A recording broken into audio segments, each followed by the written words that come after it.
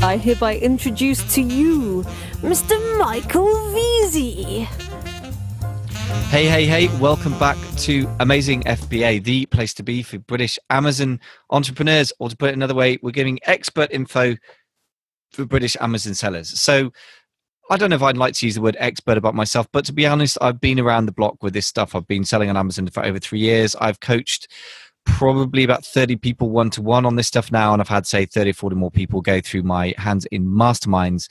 So that is something that gives me a certain insight into what gets people stuck and what helps people to succeed. You know, I've worked with people who are selling probably millions a year and people who just do nothing at all and then wander off into the sunset. So I've seen it all. By the way, if you did feel that I can help you with some one-to-one work and mentoring, I have got some spaces available, although it is very time intensive, so I'm very selective who I work with. And that's mostly to make sure that I only work with somebody I think I can help them. And if I can't help them, I won't work with them. So that is something that happens quite a lot. I do turn people down. But if you think that might be for you, check it out at amazingfba.com/mentoring. And if you want to apply, the application forms are there. It is application only. If I think you're suitable there or potentially suitable, we'll arrange a phone conversation or a Skype conversation these days. So back to the business. So what I want to talk about today is pretty simple on the surface of it, but is actually quite subtle when you examine it. And that is this idea of the magic criteria that people have for product selection. The first thing I want to say is product selection itself is BS, and that's something I've addressed in a recent episode. I don't think you should be doing, quotes, product research at all. I don't think that really exists. I think what you're doing is keyword research, and what you should really be doing is thinking about a person in a pain. In other words, market research. Who is your customer? Who's your potential customer? And what do they want or what do they need? And most specifically, what problem do they have that you can solve? So the person and the pain, or the person and the passion, is really what you should be trying to understand. And if you start off by trying to sell products, at least initially, into a market that you have personally got experience with in your day job or in other parts of your life for many years, that is a very good starting point. But that's dealt with elsewhere. If you want to check out the other podcasts, then look on the podcast app on iTunes or on Android if you're there, or go to iTunes, or head over to blog amazingfba.com. Now, let's talk about this magic criteria, which I think is another myth. People often say things like, well, you should be getting a product that sells 1,000 units a month. You can get $10 profit per unit, and it needs to weigh less than a pound, and avoid supplements, for example. That is not itself bad advice. There are two problems with that.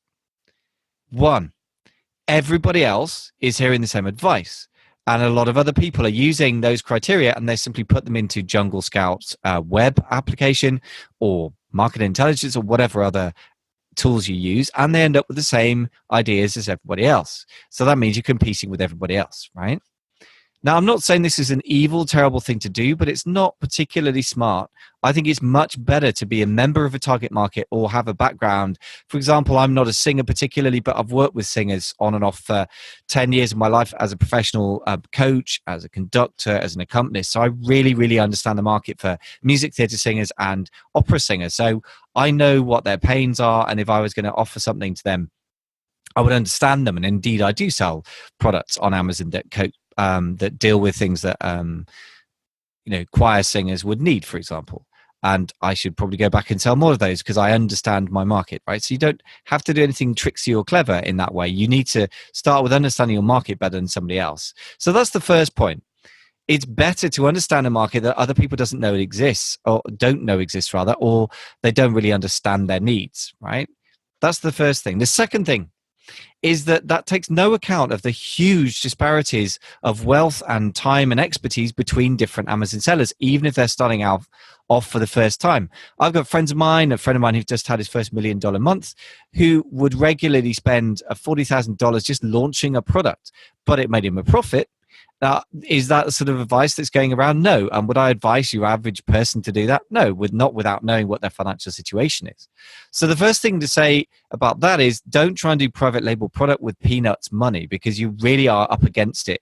I just don't think that's a good idea in 2018. I would say the minimum for me, the minimum person that I would work with for mentoring is around a £5,000 minimum in I'm not the only person. Brian Burt does one-to-one mentoring, and he would demand $7,500 in initial inventory money as a minimum. And I think that's quite sensible. Adam Hudson, who I respect greatly as one of the best trainers out there in terms of a sort of video training course with a community attached and so forth, and some physical events, he again would agree around the $5,000 mark. So for me personally, that is about the minimum. If you're going to go below that, I think you can explore things like wholesaling. You could do retail arbitrage, online arbitrage, which are not really things I teach, but I have friends who do good money on those. Have to say they have a bigger budget than that, but that is a place you can start, right? So let's try and nail this down a little bit more, because I can tell you what I think is wrong, but let me try and tell you what I think is right. And this is getting a bit mathematical, but not very highly. The first and foremost thing to say before you plunge into getting too complicated about this is to bear in mind the overriding principle, which I think needs to be dinned in until you can't forget it, which is this. You are looking for a gap between demand and supply. It's that simple. Now, what does that actually mean? And how does it manifest itself on Amazon? What it means is demand is a person with a problem and they're looking for a solution to it, right? So that's demand. Or a passion. For example, famously, golf is a very passionate market. So a person, 55-year-old business executive, male, white, lots of money, college educated, looking for a golf club or a set of golf clubs. Why? Because he's got a passion for golf. But probably more specifically, he's got a problem. He's not driving the ball far enough. Now, I'm trying to get into a market I don't understand, so that's not a good one to deal with, but you get the idea. So why is that important? Well, sometimes you can find that there's a demand for something without even there being sales. So one way of doing this is to use Amazon ads and to look at the impressions data that you get. So if I run ads, for example, on a coffee cup, right, or this stripy cup here, and I run ads with the keyword stripy coffee cup, and I discover that actually 500 people a month in the USA are searching for stripy coffee cup, and nobody seems to be offering that, then I have found a demand. And maybe there's one other person on page 5 for that keyword who's supplying it, but there's a nice gap. So it's the gap between supply and demand that we want. Now, that's a bit of an obscure idea. And by the way, I don't know if that number is real, so don't get excited. This is not an actual numbers off Amazon, okay? Before you rush out and buy stripy coffee cups. But the point is, that's a funny little niche that is never going to be that big. But for somebody with very small budget, that's probably the sort of thing you need to go for. So in other words, very moderate demand, but very, very minimal supply. Bear in mind, if there is almost no competition for something, this is often a bad sign as well. So don't get too excited if somebody doesn't seem to be selling anything where you think there's demand. The best thing you can do is probably just try and sell something to that. So if you're going to go and private label something, but you're not sure about a marketplace and the data isn't really sure, then I would simply do some wholesaling or even retail arbitrage something just to try and get some numbers and just to get a sense of, is there actually demand here or am I just imagining this?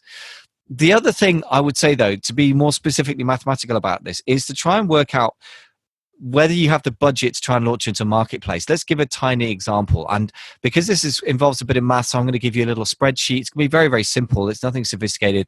I'll put it at the blog for the relevant show notes. So just go to amazingfba.com/blog and look out for this episode.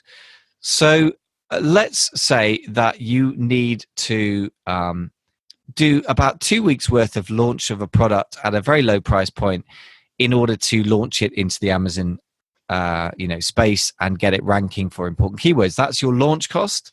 And then you need to multiply that by at least 2 to 3 main keywords. So let's say a month's worth of units to get you launched, a month's worth of turnover. And then you're going to have to keep selling those units until you can restock it. So let's say, for example, you see that you can sell stripy coffee cups, and for stripy coffee cups and the word coffee cups with stripes is a bit of a tongue twister.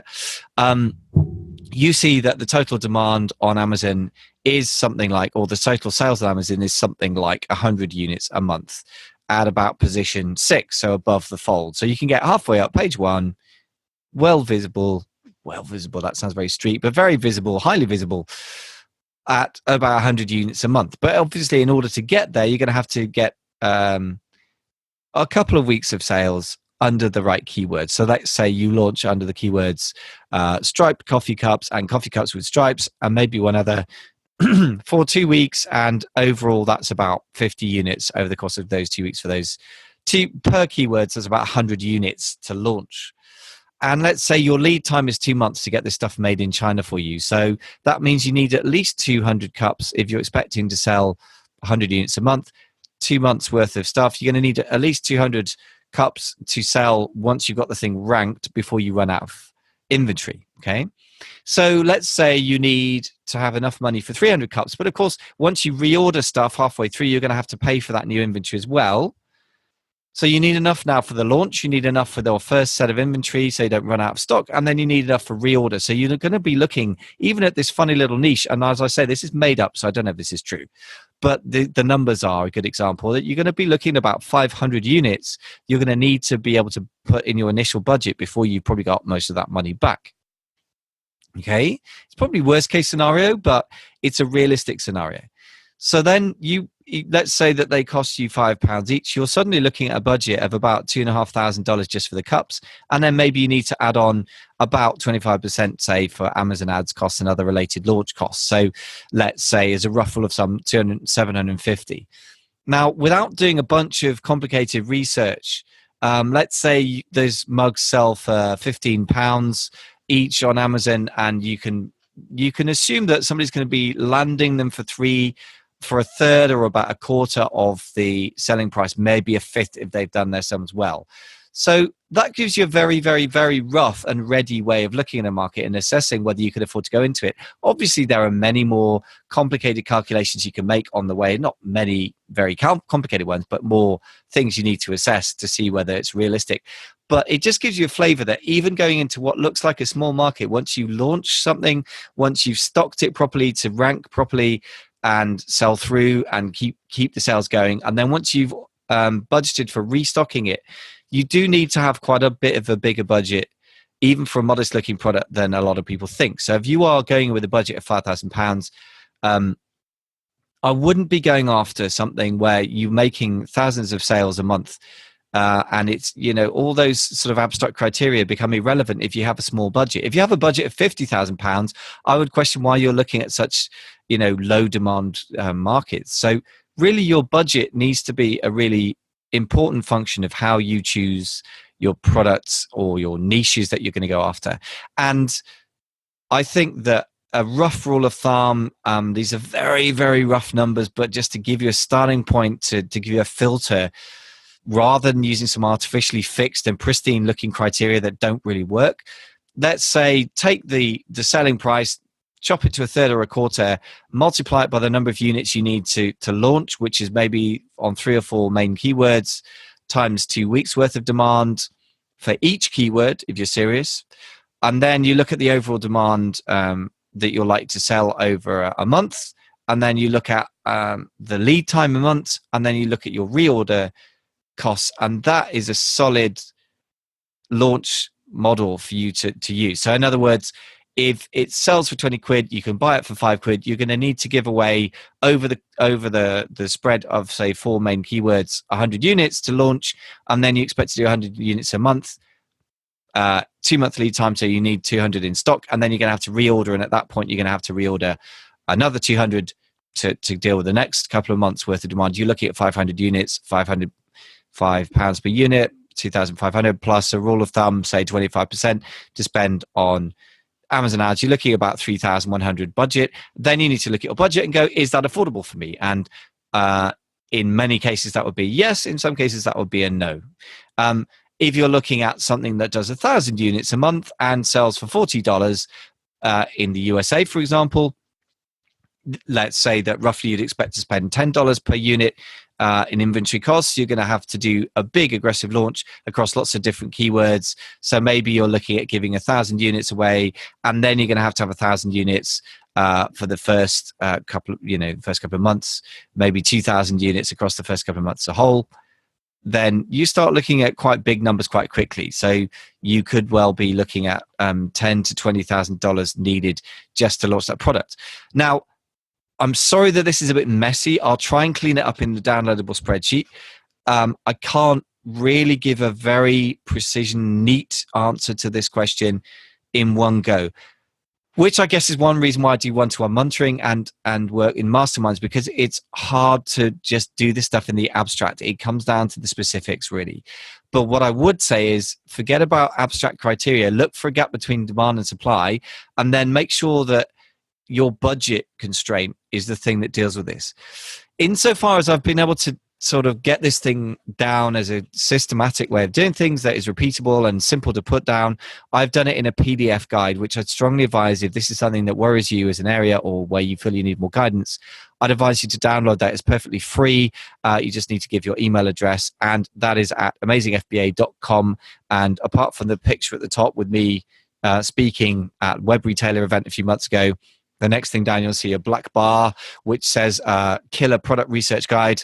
I've called it product research because that's what most people think it is. I personally prefer to think of it as market research, but whatever you call it, you can download that, guys. 25 pages of goodness.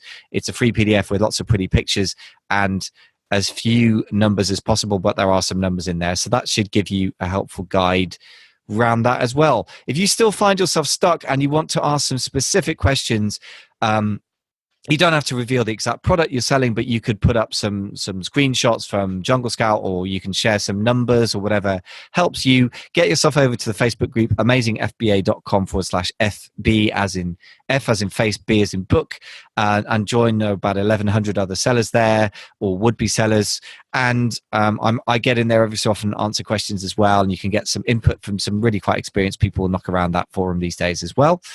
And that is probably a great place to get some specific help. Hope this is helpful. I'm sorry not to give you some neat little tied in a bow way of doing things. Tempting as it is to provide that, I just think that's an oversimplification, doesn't really time with reality. More to come on this. Do get in touch and give me your feedback via the Facebook group, because I will respond if you feel there's a need for an area that you're confused by, you want some help. I will try and create some podcasts to help you specifically. Thanks in the meantime for listening and or watching.